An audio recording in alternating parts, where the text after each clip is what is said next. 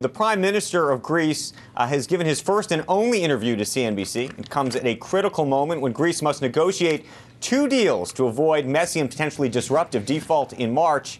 He gave that interview to our own chief international correspondent, Michelle Caruso-Cabrera, who joins us now from Athens. Hello, Michelle. Hey there, Andrew. Hi, guys. Interesting discussion that I was listening to you talk about. We can talk about it afterwards, but let me get straight to the Prime Minister. He took the opportunity with this interview to take straight aim at the economists around the world, many who appear on CNBC, who say that it would be a much easier path for Greece to leave the euro, get a new currency, and devalue their way to competitiveness. He says, no way. That's a backwards way to think. I think this is really not an option. This is the position of this government and of all the parties that are supporting it. But what is more important, the overwhelming majority of the Greek people are in favor of euro area membership. I think the main argument for me is that membership in the euro area will actually facilitate the implementation of the economic adjustment program rather than hinder it. Some people think otherwise, but I think clearly this is not the case. Let me also say that what I believe is relevant for this country is also supported by your own experience. In the 20 years before Greece adopted the euro, efforts to improve competitiveness through exchange rate adjustments resulted only in temporary gains of competitiveness, and they were accompanied by very high inflation and low growth performance. So our own experience itself suggests that this is really not an option. His point is essentially that if they use devaluation to get to competitiveness, true changes that really need to happen to the Greek economy, it takes the pressure off to do those things. When it comes to the rigidness in the labor reforms, in the labor market here, when it comes to regulation, all of those things really have to be changed if Greece is going to grow in the long term. If you change currencies and you devalue, you take off a lot of the pressure, and maybe those key changes don't happen. On whether or not there's going to be a credit event, Steve and Gary, I think you were talking across purposes. Steve, I think your question is, okay, so you triggered the default swaps. How many are there? Is there really a big ripple effect? I think your question is a good one. Personally, I don't think it's that much. Remember, by now, most of them have been nearly fully collateralized because this is a very slow train wreck that we have been watching in slow motion for a long time. Gary, you're talking about the philosophical question: should insurance pay or not?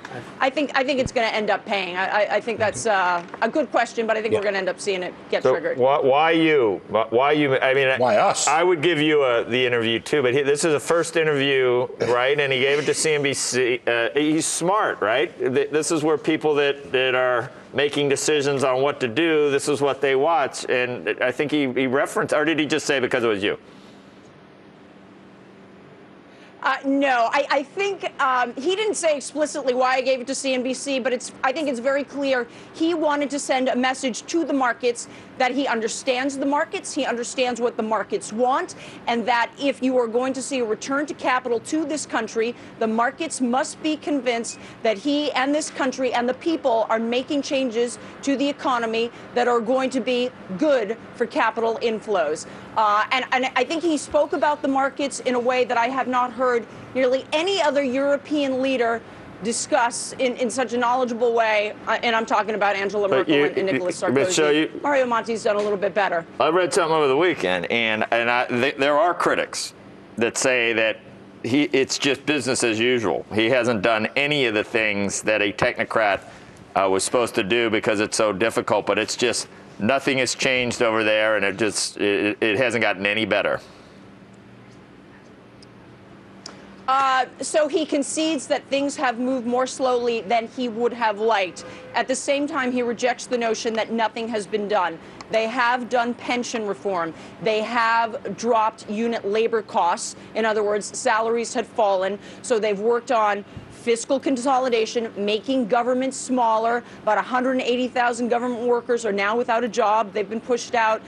They've been working on legislation that means that your contract will actually get enforced in the justice system, which is crucial, because if you think you're never actually going to get any kind of contract enforcement, you're far less likely to invest. And so he says things have been done. Yes, it appears too slow to the outside world, but he says when you compare it to what it was and the rigidity in the labor markets here, he says we're so horrendous that there's actually been more progress than a lot of people are willing to give Greece credit for. Hey, Michelle, not the restructuring of the economy, but just the overall economy. You've been over there so many times in the last year. What's the overall sentiment just in terms of regular business? Because as we both know, ultimately they're going to have to grow the economy to kind of grow into the new reality there. Yeah, it's a full-on depression here. I mean, from top to bottom, their GDP has fallen roughly 15%. They're going to enter their fifth year of recession quarter after quarter. The drops are dramatic. That's because they are cutting like crazy, right? And they've got very little fiscal stimulus, and they're raising taxes, right? So you've got a very, very bad combination. But this is what happens when a country runs out of borrowing capacity but must borrow to live. They Michelle, have no other choices. Austerity is not a choice. It becomes a mandate. Michelle, I just keep coming back to what my 11-year-old said, by the way, the source of many of my greatest economic thoughts. When we were thinking about where to go for Christmas, he said, Daddy, shouldn't things in Greece be cheaper? Which, of course, I said to him, that's exactly the problem. So I want to ask you that question. Is anything cheaper in Greece? And I'm not looking for a vacation. I'm actually asking you an economics question.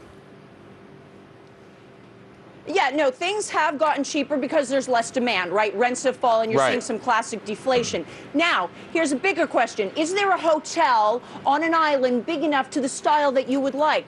Probably not. There's been very little development within the hotel sector here, for example, in Greece, because the regulation is so thick, because it's so hard to get anything built. And that's what's crucial. Reform is just as important as lower prices. Just because your labor is going to be really cheap at that hotel, if you can't get it built, it's never going to happen. Michelle, thanks very much.